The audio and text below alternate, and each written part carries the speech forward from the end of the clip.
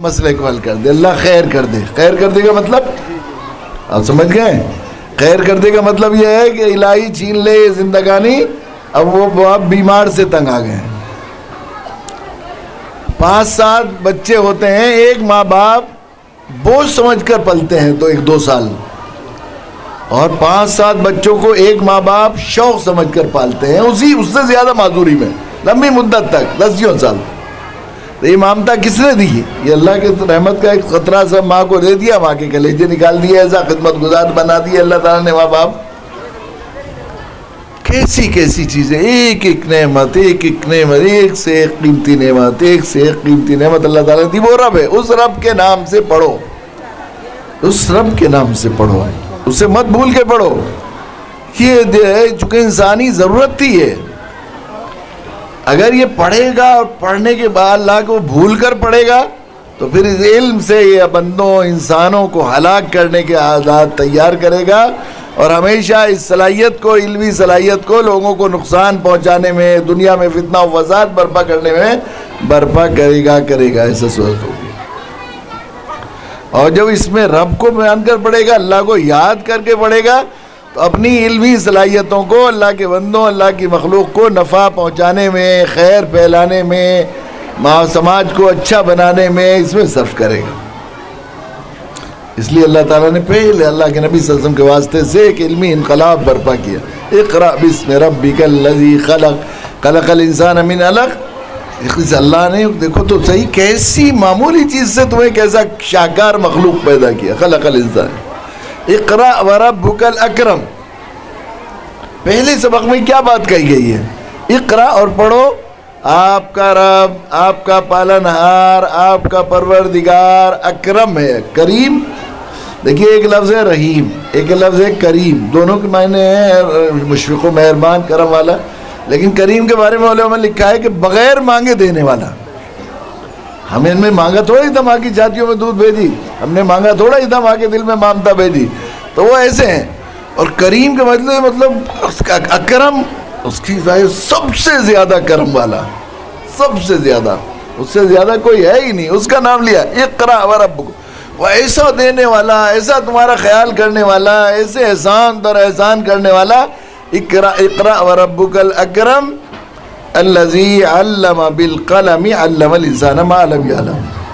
جس نے تمہیں قلم, انسان کو قلم سے وہ سکھایا جو انسان نہیں جانتا تھا.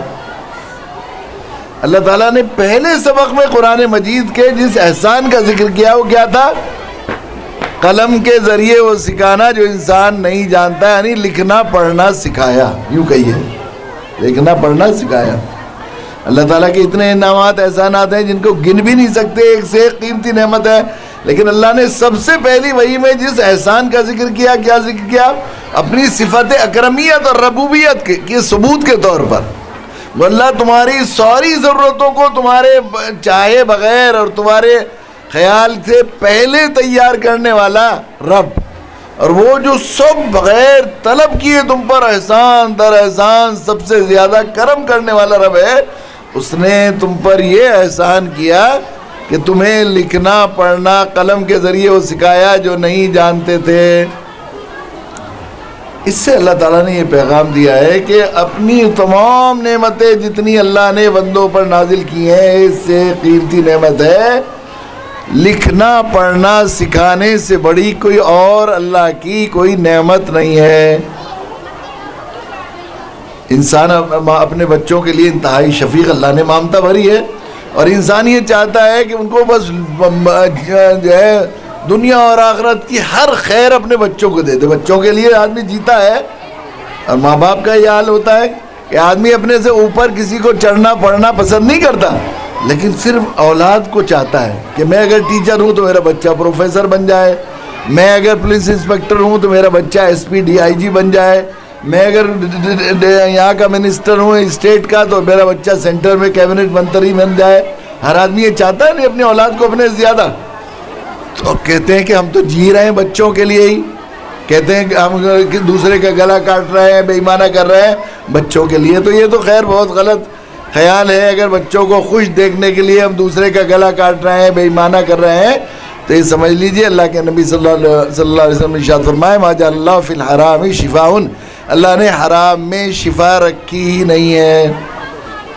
اب اگر حرام میں راس آنے لگا مال، بے ایمانے کا مال لوٹ لیا تھا، ڈول کاٹ لی کسی طرح کا، اور کسی کے دوسرے کے کھیت دبا کر بچے کو دے دیا، یا کوئی اور لوٹ لیا، زمین مافیا بے ایمانہ دھوکے سے کما کر بچے کا مکان بنا دیا، گھیر بنا دیا، اور وہ آپ یہ سمجھ رہے ہیں کہ وہ اگر اسے راز آنے لگا تو یہ بہت خطرناک بات ہے۔ اگر حرام مال راز آنے لگا اور کچھ ہوا نہیں، حادثہ دنیا میں آفتیں نہیں آئی اور آپ کو اللہ نے متنبع نہیں کیا، تو اس کو کہتے ہیں استدراج، ڈھیل ہو جانا۔ ماں باپ بھی جب اپنے بچوں سے ناراض ہو جاتے ہیں آخری درجے میں تو روک ٹوک چھوڑ دیتے ہیں نا، بھائی ہم نے تو آگ کر دیا، وہ تو میرا ہے ہی نہیں، ہم اپنا سمجھتے ہی نہیں، کر لے جو کرے۔ لاڑ لے، کسی شاعر نے کہا ہے لاڑ لے بیٹے کی بربادی کا ساماں ہو گیا، ماں نے بیٹے کی خطا پر ناگواری چھوڑ دی۔